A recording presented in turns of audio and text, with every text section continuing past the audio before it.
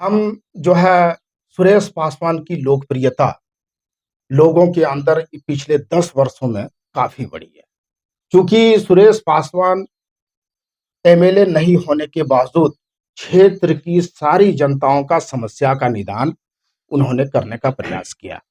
चाहे देवघर जिला मुख्यालय से हो, चाहे रांची से हो, जहां-जहां भी उनकी आवश्यकता महसूस हुई लोगों को, लोगों ने जो है उनको इस्तेमाल किया और वो रात-दिन रात-दिन जनता की सेवा में लगे रहे। तो आज हम लोग जो है गर्व के साथ लोगों के पास जाते हैं और लोग बहुत उत्तेजित होकर, लोग पूरे उत्साह के साथ सुरेश पासवान जी को समर्थन दे रहे हैं।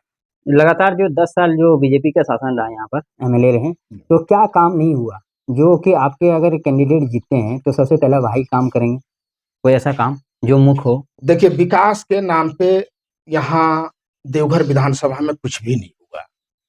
अगर कुछ गली को, कुछ नाला को छोड़ दिया जाए, तो यहाँ एक भी योजना, हमने आपको बताया पहले भी कि एक भी कोई बड़ा योजना जो है देवघर विधानसभा के अंदर नहीं आया। सुरेश पासवान अगर चुनाव जीतते हैं, तो सुरेश पासवान का हमेशा एक मोटिव रहा है, हमेशा एक व्यू उनका रहा है। ये कभी भेदभाव नहीं किए, चाहे किसी भी जात का हो, किसी भी समुदाय का हो, किसी भी वर्ग से लोग हो, इन्होंने समान भाव से सबको मान सम्मान दिया। रही बात विकास की, तो देखिए देवघर का जो मेन शहर है, सबसे बड़ा समस्या आज तक आजादी के बाद देवघर के लोगों को स्वच्छ पानी नहीं मिला है। ये लोग सिर्फ राजनीति करते रहे, सिर्फ राजनीतिक रोटी सेकते रहे, लेकिन वास्तविक है कि देवघर को आज तक स्वच्छ पानी नहीं मिला। अगर सुरेश पासवान जी चुनाव जीतते हैं, तो मैं समझता हूं कि सबसे पहला काम देवघर को पानी, एक स्वच्छ पानी कैसे मिले, इस पर जो है सुरेश पासवान जी का फोकस रहेगा। आज आप क्षेत्र घूम के देखेंगे तो हजारों एकड़ जमीन आपको बंजर नजर आएगी सिंचाई के भाव में।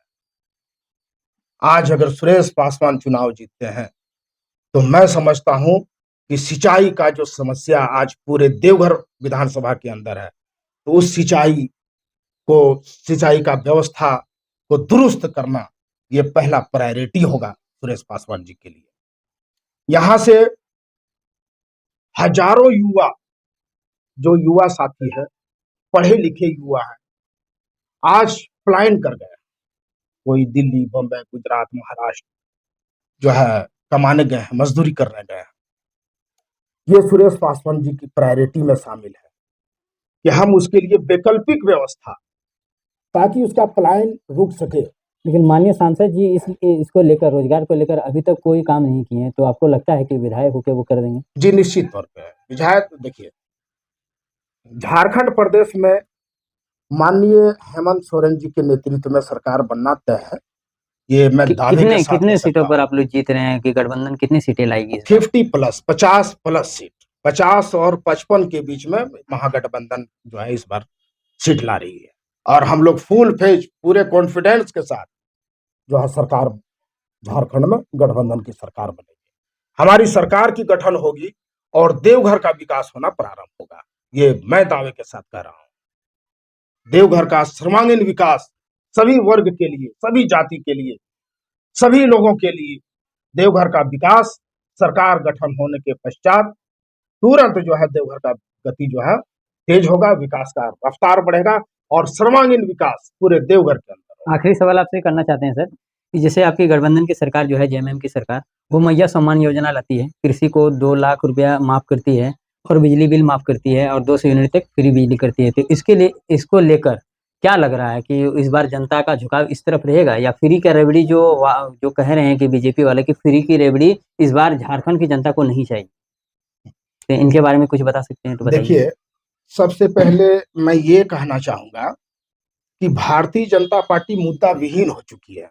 अगर वास्तविक देखा जाए, उनका आप मेमोरेंडम भी देखेंगे भारतीय जनता पार्टी बिल्कुल मुद्दा विहीन है, उनके पास कोई मुद्दा नहीं है सिवाय जाति, धर्म, मंदिर, मस्जिद, कब्रिस्तान, शमशान के अलावा उनके पास मुद्दा नाम का कोई चीज है ही नहीं। रही सवाल मैया सम्मान योजना की, आपने सवाल किया। हमारी सरकार आपको बताए कि इतनी यातनाएं झेलने के बाद जहां भारतीय जनता पार्टी के लोग लगे रहे कि किसी भी रूप में सरकार को गिराया जाए, क्योंकि एक आदिवासी का बेटा मुख्यमंत्री है, यह बात भारतीय जनता पार्टी के लोगों को हजम नहीं हो रहा है। इन लोगों ने एड़ी चोटी एक करके हेमंत सोरेन जी को गिराने का प्रयास किया। उसके बावजूद भी हमारी सरकार ने एक मैया योजना नहीं बल्कि दर्जनों ऐसे योजनाएं लाई और बहुत सारे जो है झारखंड हित के लिए नीतियां बनाई गई। मैया योजना के तहत तो बीजेपी भी तो एक योजना ला रहे हैं, दीदी गोगो योजना। उनके तहत आप वो ऐलान किए हैं कि हम जैसे मेरी सरकार बनती है वैसे 2100 रुपया हर महिला को दिया जाएगा। मैया सम्मान योजना जब हमारी सरकार घोषणा की और सभी हमारी बहन बेटी को जब सम्मान मिलना शुरू हुआ तो भारतीय जनता पार्टी बौखला गए। उनको लगने लगा कि हमारी जमीन खिसक चुकी है, अब मैं झारखंड में कोई नहीं बचा सकता है।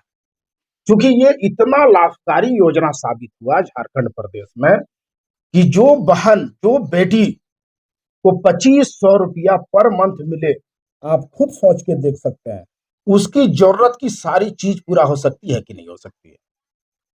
हमारी माँ बहन, हमारी बहन बेटी कभी कभी नेकपिन के लिए पैसे नहीं जुटा पाती है जो उसके रोजमर्रा जीवन के लिए जरूरी है।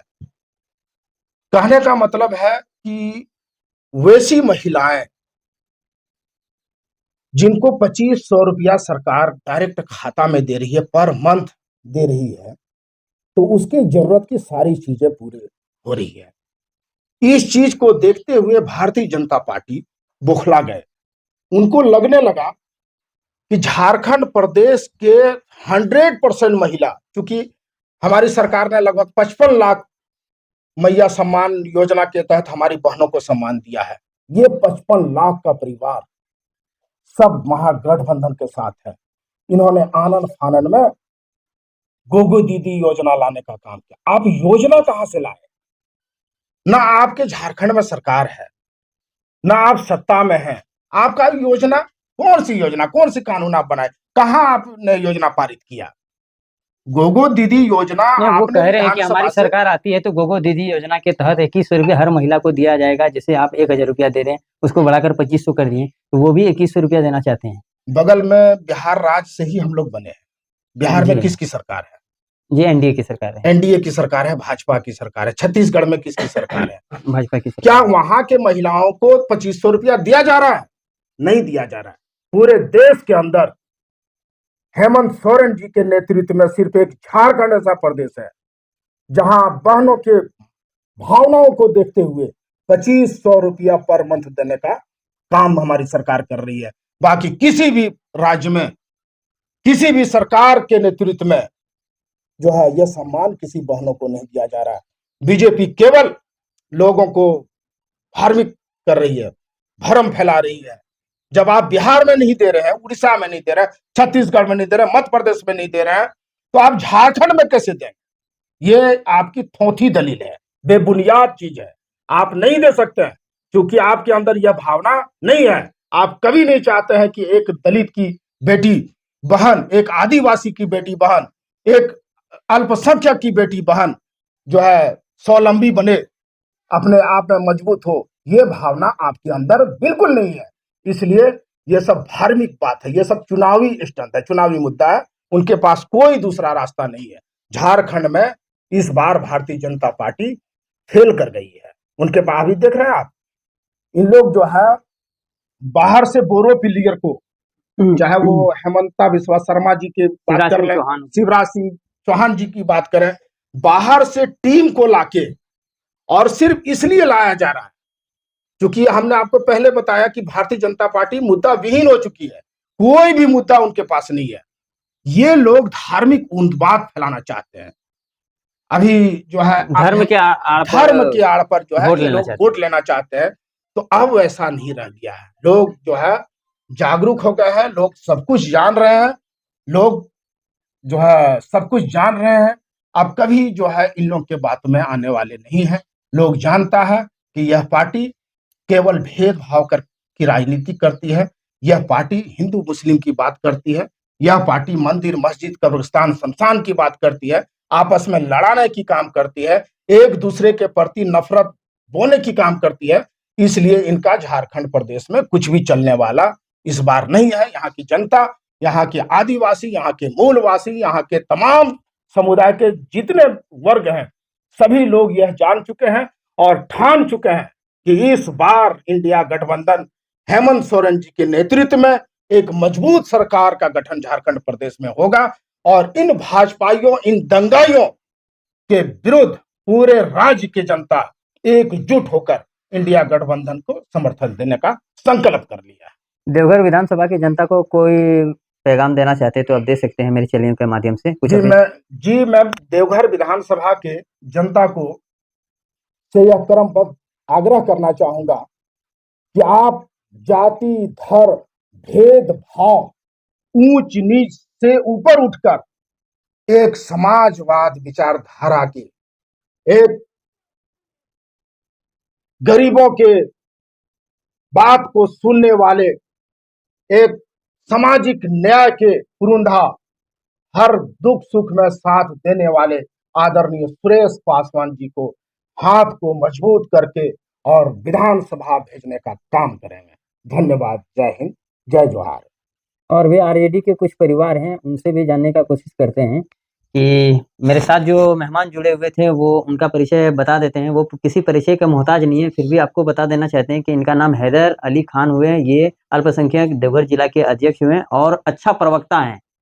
प्रवक्ता में इनका अच्छा खासा नाम है। आरजेडी परिवार से जुड़े हुए सीनियर वरिष्ठ नेता हैं देवघर जिला से। और उनके साथी हैं मोहम्मद अल्ताफ जो नगर अध्यक्ष हैं, उनसे भी जानने का कोशिश करते हैं कि इस बार का चुनाव आप लोग क्या लग रहा है, किस मुकाम तक अभी तक आप लोग को जहां भी जा रहे हैं क्या आवाज निकल के आ रहा है, जनता से क्या प्रतिक्रिया नजर आ रहा है, क्या आंसर मिल रहा है और आप लोग का भाव क्या है इस बार?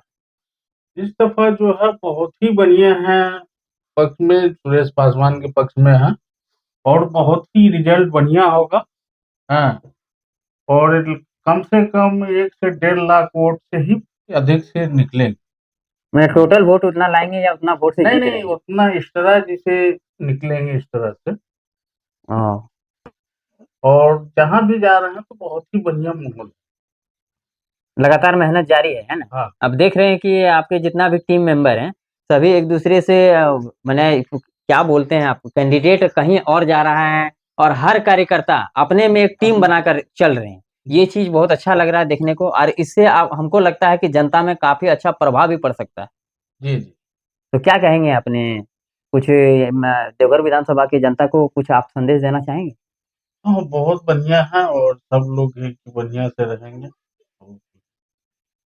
मेरे साथ जुड़े हुए थे अल्ताफ अल्ताफ अंसारी। मेरे साथ जुड़े हुए थे अल्ताफ अंसारी, आरजेडी परिवार के सदस्य।